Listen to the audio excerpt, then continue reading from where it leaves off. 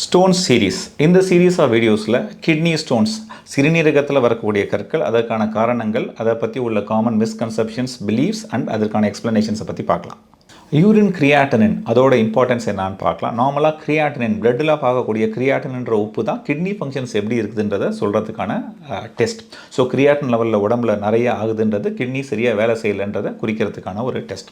அப்படி இருக்கிற பட்சத்தில் நார்மலாகவே யூரினில் உடம்புல உள்ள கிரியாட்டின் யூரின் வழியாக தான் வெளியில் போகுன்ற மாதிரி நம்ம புரிஞ்சுக்கலாம். அதனால் யூரினில் கிரியாட்டனின் பார்த்தீங்கன்னா நார்மல் பீப்புளுக்கே யூரினில் கிரியாட்டின் ஜாஸ்தியாக தான் இருக்கும். ஸோ யூரினில் கிரியாட்டின் பார்த்து யூரினில் கிரியாட்டின் லெவல் ரொம்ப கூட இருக்குது, ஸோ கிட்னி ப்ராப்ளம் இருக்குதுன்னு சொல்கிறது தப்பான ஒரு அணுகுமுறை.